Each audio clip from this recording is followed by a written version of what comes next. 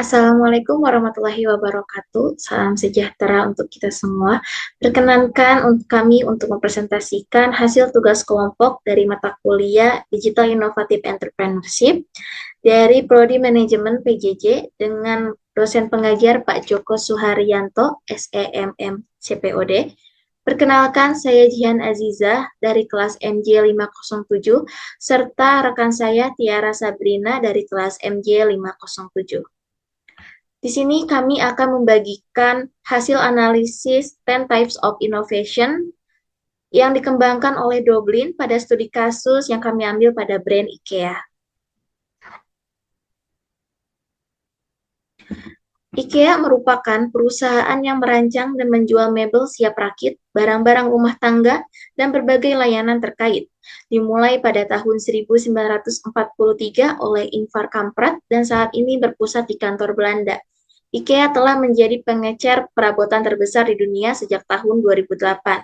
Grup ini terutama dikenal karena desain furniturnya yang modern, pendekatan desain interior yang sederhana, dan konsep belanja yang imersif berdasarkan pengaturan ruangan yang didekorasi di dalam toko-toko besar, tempat pelanggan bisa berinteraksi dengan produk di lokasi. Lalu, apa sih dari inovasi ini?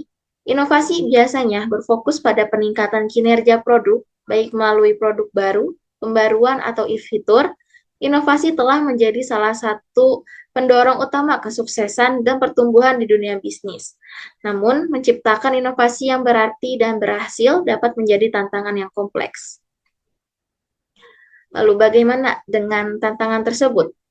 Di sini ada 10 of Innovation. The 10 of Innovation ini adalah alat yang berguna untuk berpikir lebih luas tentang inovasi.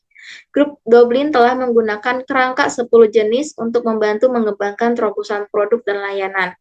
Kerangka kerja yang dikembangkan oleh Larry Kiley ini didasarkan pada gagasan bahwa ada 10 jenis inovasi yang berbeda yang dapat dikelompokkan, yaitu ada 3 kategori.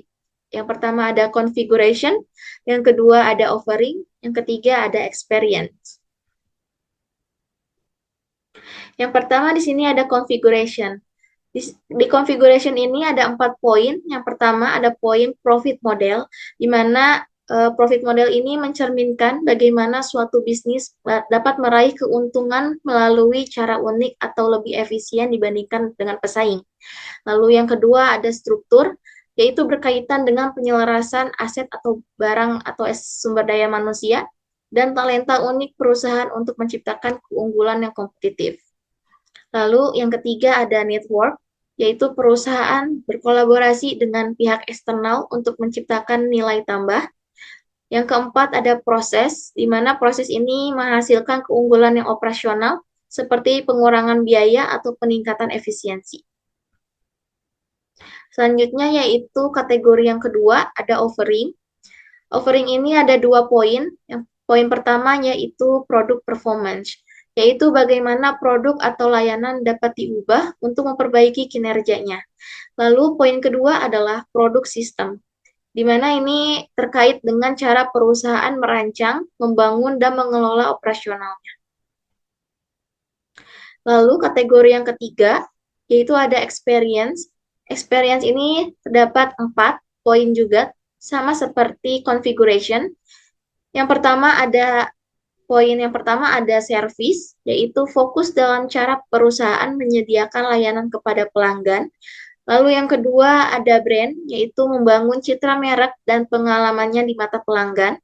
Yang ketiga yaitu channel, bagaimana produk atau layanan didistribusikan dan diakses oleh pelanggan. Lalu yang keempat adalah customer engagement, yaitu menyediakan layanan atau produk yang memberikan pengalaman positif kepada pelanggan. Kategori ini bisa terbagi menjadi 4, 2, dan 4. Jadi hasilnya adalah 10 10 types of innovation. Baik, selanjutnya akan dilanjutkan oleh Tiara Sabrina. Halo teman-teman semua, saya Tiara Sabrina. Di sini saya akan melanjutkan pembahasan sebelumnya terkait penerapan 10 kerangka inovasi pada IKEA. Yang pertama, inovasi profit. IKEA ini dalam menghasilkan profitnya berinovasi dalam pengalihan biaya jasa perakitan. Biaya perakitannya tersebut tidak termasuk ke harga dasar produknya. Jadi pihak brand IKEA ini tidak menanggung biaya untuk jasa perakitan, namun konsumennya sendiri yang mengeluarkan biaya tambahan untuk jasa perakitan.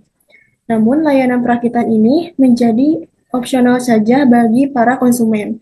Yang kedua, inovasi network. Terdapat pengelolaan jaringan kemitraan global yang sangat luas dengan para pemasok. Tidak hanya itu, dengan mitra lokal juga untuk membangun kerjasama dalam jangka panjang dan juga berkolaborasi dengan para desainer internasional untuk menjaga inovasi produknya dan memiliki nilai estetika yang tinggi. Kemudian, terkait inovasi proses dapat dilihat dalam proses manajemen inventaris. IKEA ini menggunakan teknologi dalam pelacakan gudangnya dengan menggunakan perangkat lunak atau WMS atau bisa disebut warehouse expert yang dimana berbentuk seperti platform untuk mengawasi seluruh aktivitas gudang.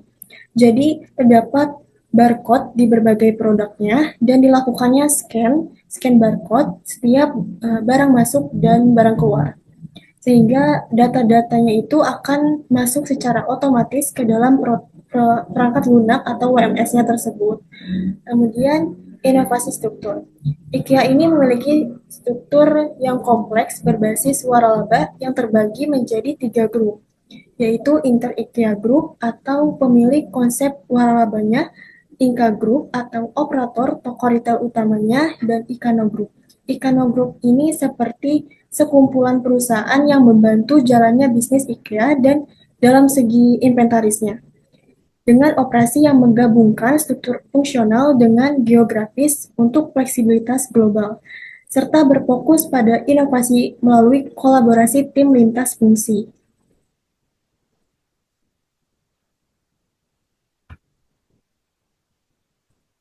Kemudian terkait inovasi produk performance IKEA ini terletak pada desain fungsional. Tidak hanya desain fungsional saja, namun terdapat kemudahan dalam perakitan produknya. Kemudian inovasi produk sistem. Dengan adanya perancangan produk dengan menyatukan beberapa produk menjadi kesatuan kebutuhan ruangan atau dalam konsep ruangan. Jadi IKEA ini tidak hanya menjualkan satu produk saja, namun mengkolaborasikan beberapa produk ya sehingga menjadi kesatuan kebutuhan ruangan dalam konsep ruangan.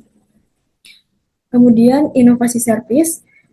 IKEA ini berinovasi dalam layanannya seperti terdapat layanan self-service dengan melibatkan pelanggan dalam proses pembeliannya dan planning service sesuai kebutuhan konsumen. Terdapat juga layanan digital dan adanya opsional layanan perakitan.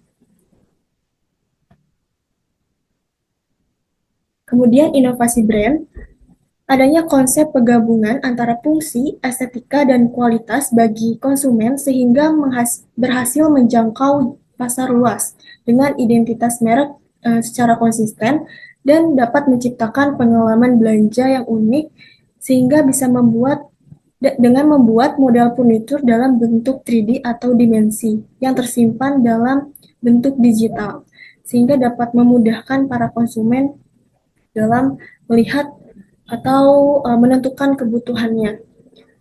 Kemudian inovasi channel dengan penggunaan saluran distribusi fisik dan digital. Terkait saluran distribusi digital, adanya pengembangan melalui website dan aplikasi mobile untuk digunakan sebagai sarana untuk penjualan dan promosi. Kemudian customer engagement, IKEA ini berinovasi dengan menggunakan konsep self-service yang membuat pelanggan terlibat dalam proses pengambilan produk dan juga perakitannya, sehingga dapat menciptakan pengalaman belanja secara aktif dan unik. Dari keterlibatan tersebut dapat menciptakan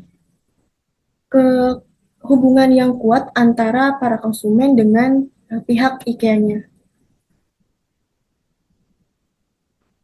Sebagai penutup, dapat disimpulkan bahwa IKEA berhasil mencapai keunggulan dan kesuksesan dikarenakan penerapan dari kerangka 10 type of innovation yang sistematis ke dalam model bisnisnya yang dilakukan secara terintegrasi secara tepat sehingga menghasilkan keunggulan yang kompetitif dan inovasi yang unik terhadap produk-produk yang ditawarkannya.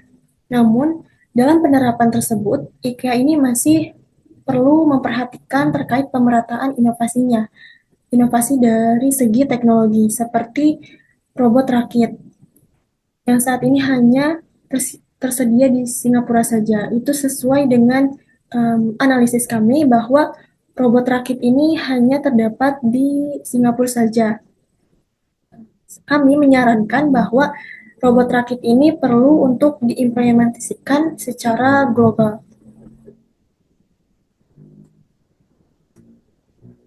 Cukup sekian penjelasan terkait inovasi pada IKEA.